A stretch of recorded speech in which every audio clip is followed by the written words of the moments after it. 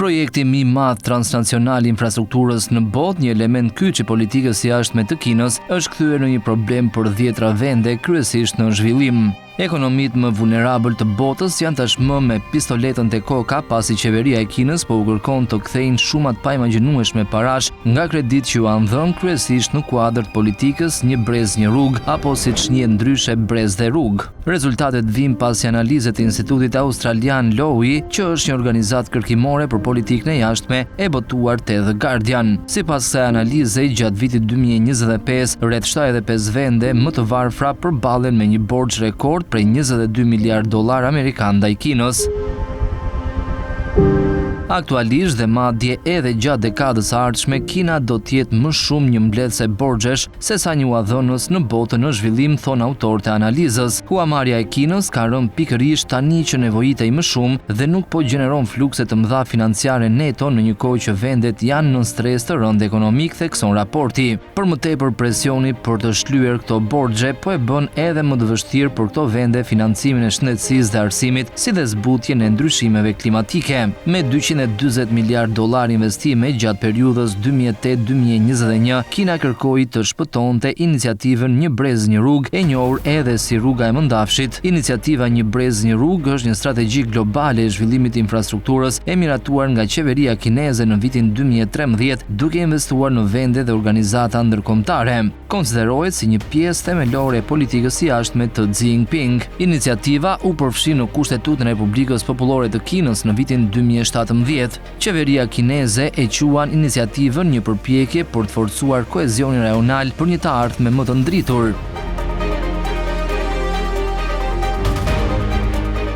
Disa kryesisht nga vendet jo pjesëmarrëse e kanë interpretuar atë si një plan për të krijuar një rrjet tregtar ndërkombëtar të përqendruar te Kina. Iniciativa Një brez një rrugë është programi më i madh transnacional i infrastrukturës në botë, i mbështetur nga shteti kinez dhe ka ndërmarrë projekte kombëtare që variojnë nga shkollat, urat dhe spitalet deri te rrugët kryesore, transporti detar dhe aeroportet. Kjo iniciativë bëri Kinën ofruesin më të madh të kredive dypalshe me një total prej më shumë se 50 miliard dollar në vitin 2016, më shumë se të gjithë kreditorët perëndimor së bashku.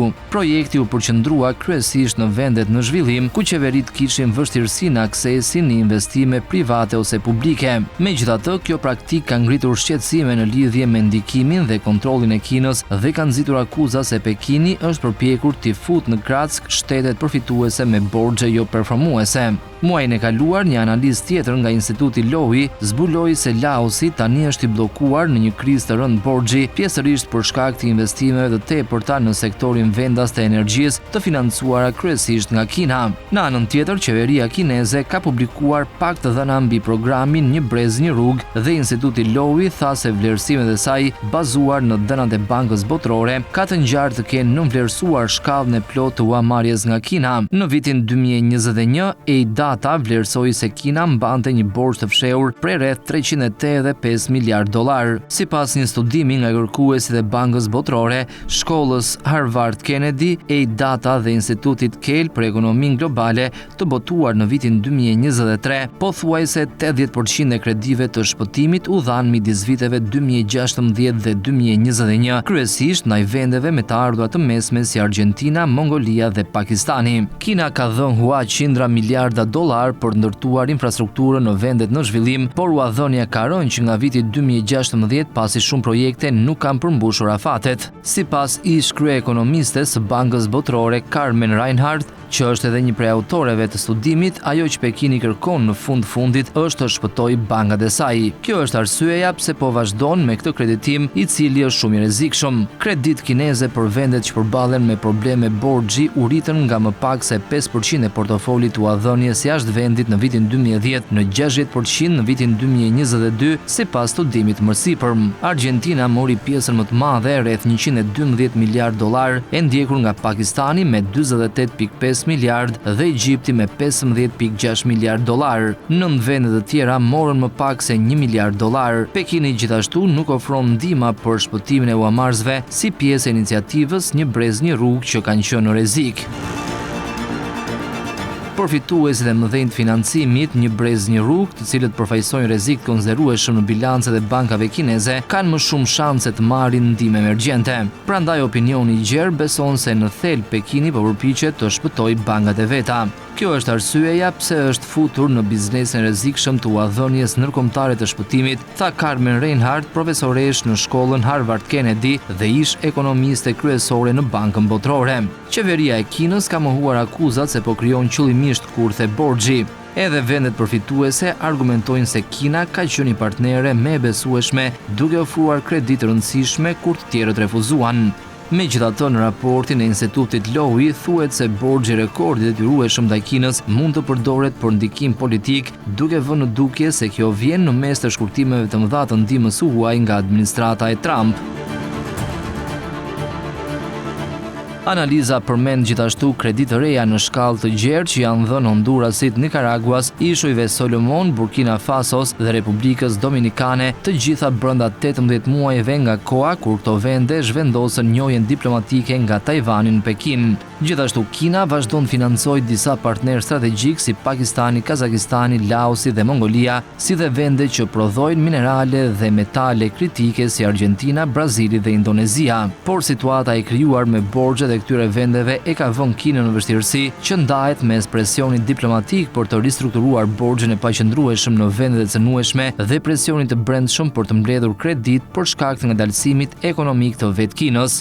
Por si është raporti i Shqipërisë me iniciativën Brez dhe Rrugë. Në vitin 2017 Shqipëria nënshkroi një marrëveshje bashkëpunimi me Kinën në kuadër të kësaj iniciative. Ajo u konceptua si një përpjekje për të rritur bashkëpunimin dypalësh në fushat e infrastrukturës, rritjes kapacitetit të prodhimit, turizmit dhe bujqësisë, por përfitimet kanë qenë thuajse zero. Gjatë një vizite në Shqipëri nga zëvendës kryeministri atëhershëm kinez Zhang Gaoli më 17 prill të vitit 2017, palët deklaruan se Shqipëria është një vend i rëndësishëm në Ballkan për të përfituar nga iniciativa Një brez një rrugë. Zhang inkurajoi Tiranën dhe Pekinin të përshpejtojnë negociatat dhe nënshkrimin e një memorandumi mirëkuptimi ndërqeveritar mbi këtë iniciativë për të planifikuar dhe udhëhequr më mirë bashkëpunimin dypalësh në mënyrë që të japë rezultate të frytshme. Janë rreth 120 projekte kineze në Ballkan që vlen rreth $32 miliardë, kryesisht në infrastrukturë dhe energji.